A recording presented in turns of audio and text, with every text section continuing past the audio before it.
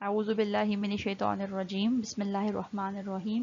کیا حال ہے کلاس؟ امید ہے آپ سب خیریت سے ہوں گے۔ بیٹا آپ لوگوں نے اس سے قبل کا لیکچر مجھے کافی سارے بچوں نے ریکارڈنگ میسج جب بھیجا ہے تو میں نے اس کو سنا ہے۔ شاباش، آپ نے 1 منٹ میں 30 سیکنڈز میں 40 سیکنڈز میں اس کا بہت اچھا کنکلوژن کیا ہے۔ ٹھیک ہے بیٹا، اسی طرح آپ نے بالکل مختصر کر کے، میں آپ کو طریقہ بتا دیتی ہوں کہ آپ نے کیسے بتانا تھا۔ آپ میں سے بہت سارے بچوں نے بہت اچھا بتایا، ماشاءاللہ، جزاک اللہ خیر۔ اس طرح سنتے رہیے اور مجھے 30 سیکنڈز کی 40 سیکنڈز کی اور 1 منٹ تک کی، اس سے زیادہ کی ریکارڈنگ شیئر نہ کیجیے۔ ٹھیک ہے بیٹا، زیادہ سے زیادہ 1 منٹ میں آپ اس حدیث کا کنکلوژن کیجیے۔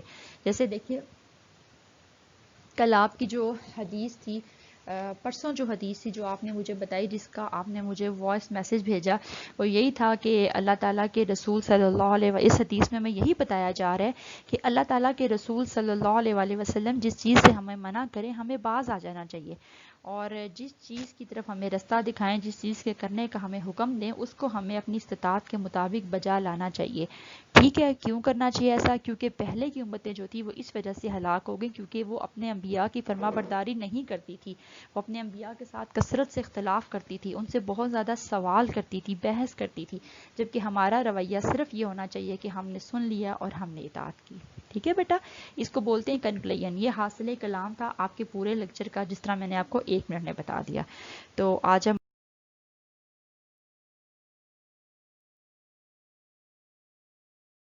بھی ایک حدیث لیں گے۔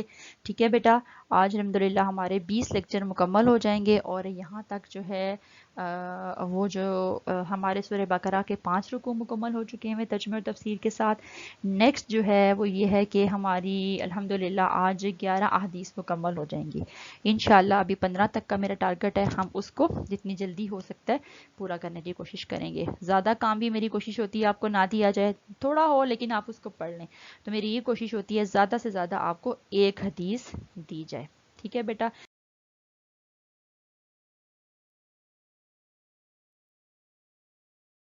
کریں گے۔ بہت چھوٹی سی حدیث ہے، 1 لائن کی حدیث ہے، لیکن وہی بات جو میں نے کل بھی آپ سے کہی تھی کہ اپنے مفہوم کے اعتبار سے بہت امپورٹنٹ ہے۔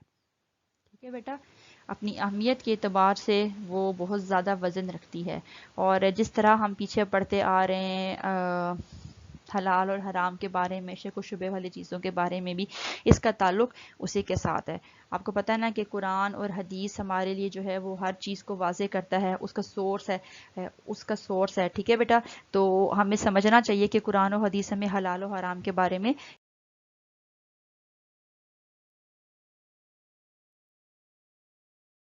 شک و شبے والی چیزوں سے کیسے بچنا ہے۔ یہ درس حدیث کا سلسلہ چل رہا ہے، ہم اس کو کنٹینیو کریں گے بیٹا۔ ٹھیک ہے، تو آج کی حدیث بہت چھوٹی ہے، لیکن آپ نے اس پہ غور کرنا ہے، اس کو سمجھنا ہے، اور کوشش کریں کہ اس کو یاد کر لیں۔ بالکل چھوٹی سی حدیث ہے۔ ٹھیک ہے بیٹا، آپ کے بک کا پیج نمبر 283 ہے۔ ٹھیک ہے، اور حدیث نمبر 11 ہے۔ اس کا عنوان جو ہے وہ مشتبہات سے پرہیز، جو شبے والی چیزیں ہوتی ہیں۔ ٹھیک ہے بیٹا، ہر حدیث کو عنوان دیا کریں اگر آپ کی کتاب میں نہیں بھی دیا ہوا، یعنی جب آپ نے پڑھ لیا تو آپ نے اس کو دیکھنا ہے کہ اس کا کیا عنوان، کیا موضوع بن سکتا ہے۔ آج کی جو حدیث ہے وہ بالکل چھوٹی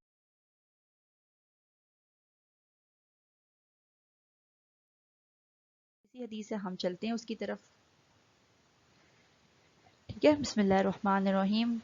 عن نبی محمد بن حسن بن علی، حضرت ابو محمد بن حسن بن علی سے روایت ہے۔ ٹھیک ہے، ابو محمد کون ہے بیٹا؟ حسن بن علی، علی رضی اللہ عنہ کے بیٹے حسن بن علی کی بات ہو رہی ہے۔ وہ ابو محمد بھی ہیں، حسن بن علی بھی ہیں، بن ابی طالب، سبط رسول اللہ صلی اللہ علیہ وآلہ وسلم، و رسول اللہ صلی اللہ علیہ وآلہ وسلم کے سبط، نواسے یا پوتے کو۔ ٹھیک ہے، جو آپ کی اولاد کی اولاد ہوتی ہے نا، اس کو بولا جاتا ہے سبط عربی میں۔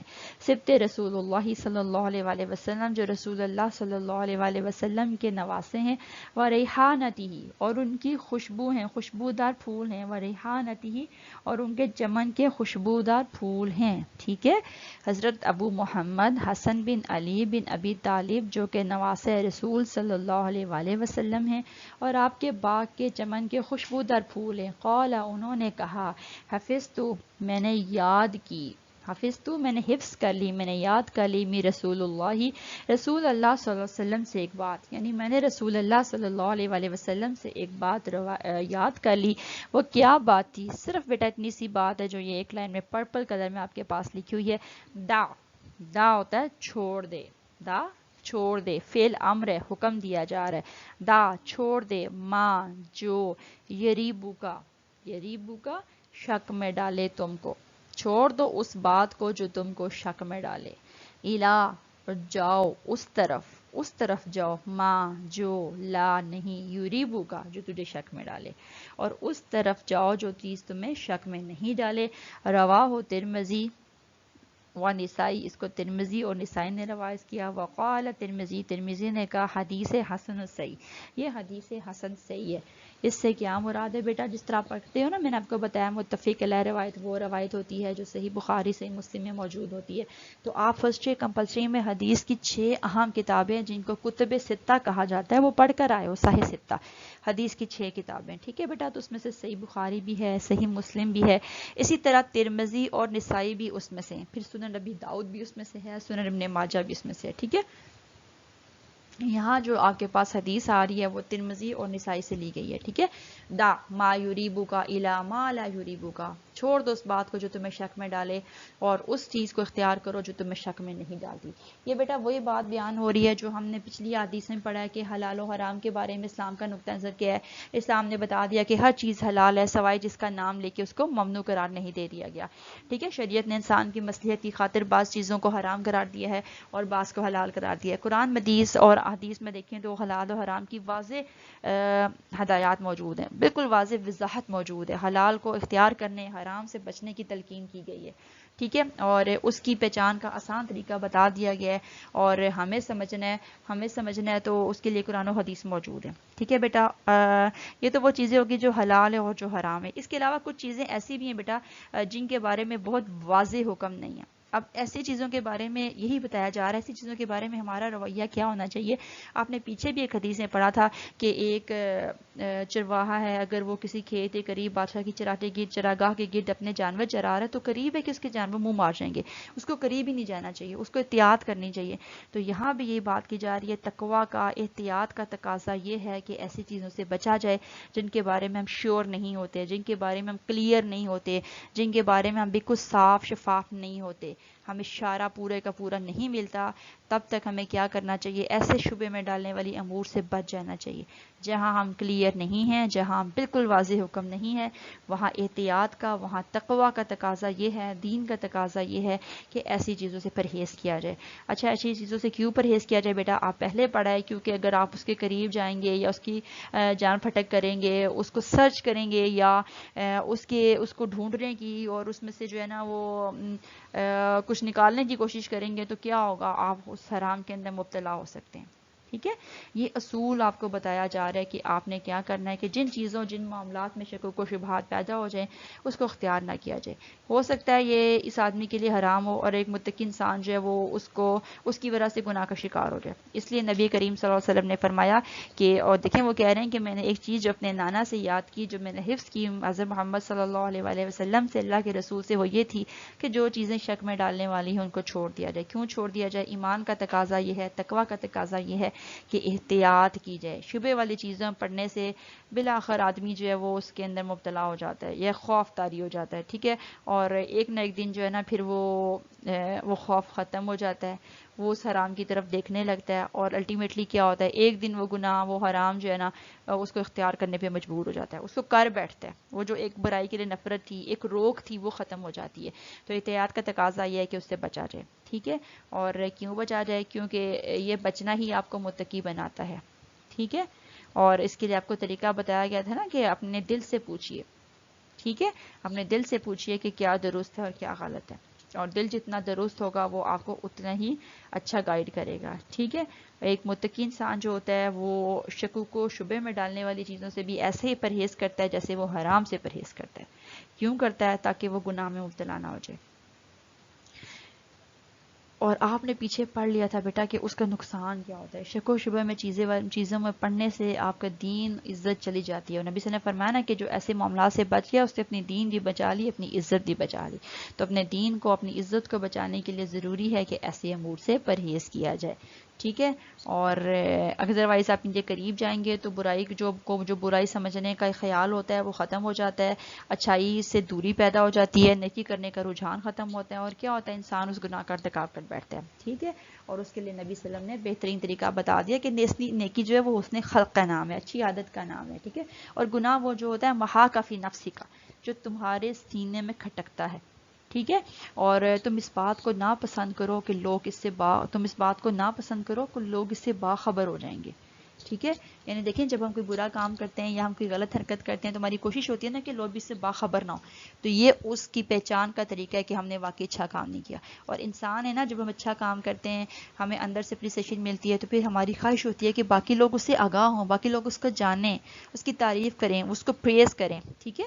تو کیا ہے, نبی صلی اللہ علیہ وسلم نے فرمایا کہ نیکی حسن اخلاق کا نام ہے, اور گناہ وہ ہوتا ہے جو تمہارے سینے میں کھٹکے. ٹھیک ہے. اور تم نہ پسند کرو کہ لوگ اس سے باخبر ہو جائیں. انسان گناہ کو چھپانے کی کوشش کرتا ہے. جہاں آپ ایسا کام کریں کہ آپ اس کو چھپانا چاہیں, آپ اس کا ذکر نہ کرنا چاہیں, تو سمجھ لیں کہ وہ غلط تھا, آپ نے غلط کام کیا تھا. ٹھیک ہے. اس سے پرہیز, اس سے احتیاط بہت ضروری ہے. ٹھیک ہے. اور جہاں تک یہ بات ہے کہ اب نیکی کیا ہے اور گناہ کیا ہے, تو آپ صلی اللہ علیہ وسلم نے فرمایا تھا نا کہ اپنے دل سے پوچھ. ٹھیک ہے. اگر یہاں تمہیں اطمینان نصیب ہو جاتا ہے تو اس کا مطلب ہے وہ نیکی ہے, اور یہاں اگر کوئی خلش ہے, یہاں پر کوئی اتار چڑھاؤ آ رہا ہے, تو اس کا مطلب یہ ہے کہ وہ گناہ ہے, وہ شک پیدا کری ہے, چاہے لوگ اس کے جائز ہونے کا فتویٰ دے دیں. ٹھیک ہے. اور اگر کسی جگہ پہ آپ کا دل مطمئن ہو گیا ہے تو آپ اس پہ راضی ہو جائیے, چاہے لوگ اس کے مخالف ہونے کا فتویٰ دے دیں. ٹھیک ہو گیا بیٹا.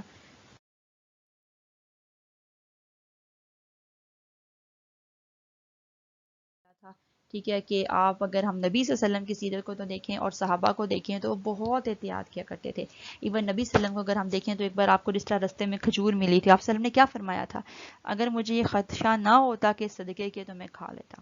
صدقہ جو ہے وہ انبیاء کے لیے منع ہوتا ہے. ٹھیک ہے. آپ صلی اللہ علیہ وسلم نے کیا فرمایا کہ یہ صدقے کی مجھے اگر یہ خدشہ نہ ہوتا, یعنی ایک بس یہ مجھے بھام ہے, ایک مجھے شک ہے کہ ہو سکتا ہے صدقے کی ہو, اگر مجھے یہ خدشہ نہ ہوتا تو میں کھا لیتا, لیکن چونکہ آپ کو خدشہ تھا اس لیے آپ نے اس کو چھوڑ دیا. ٹھیک ہے. اور اسی طرح نبی صلی اللہ علیہ وسلم کی ایک اور حدیث بھی ہے کہ مسلمان وہ کام کرے جس سے اس کا دل مطمئن ہو جائے اور مشکوک چیزوں سے بچتا رہے. ٹھیک ہے. ممکن ہے کہ وہ حرام ہو.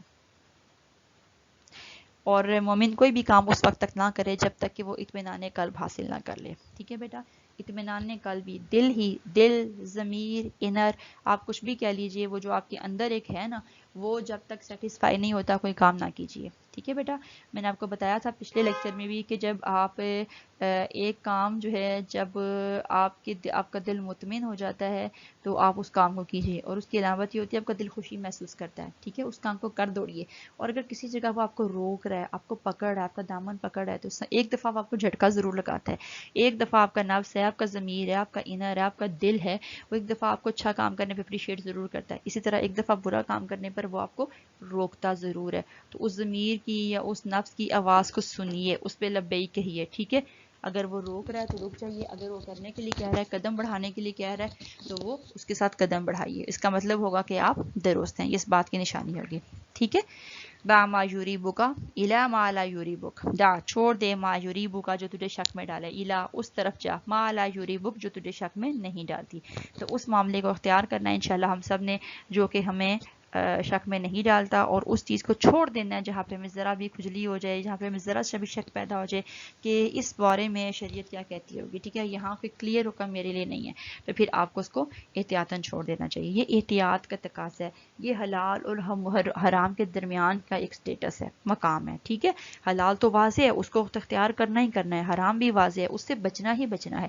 کچھ امور, اور ایسے بیٹا ایسے امور کی تعداد بہت کم ہے, بہت کم ایسے معاملات ہیں جس کے بارے میں ہمارے پاس کلیئر انسٹرکشنز نہیں ہیں. ٹھیک ہے. اور اگر ہم ان کی تھوڑی جان پرکھ کریں تو ان کے بارے میں بھی کوئی نہ کوئی واضح حکم ضرور مل جائے گا. ٹھیک ہے. احتیاط کا تقاضا یہ ہے کہ جب تک آپ کو اس کے بارے میں کوئی واضح حکم نہیں ملتا تو آپ اس سے پرہیز کیجیے. وہ پرہیز آپ کے دین کو, آپ کی عزت کو, آپ کے تقوی کو محفوظ رکھے گی. ٹھیک ہے. اس لیے ضروری ہے کہ اس سے احتیاط برتی جائے. امید ہے یہاں تک آپ کو بات سمجھ آ گئی ہوگی. ٹھیک ہے. اس کو پڑھ لیجیے گا اور پھر مجھے وائس میسج بھیج دیجیے گا. جزاک اللہ خیر. اللہ حافظ. السلام علیکم.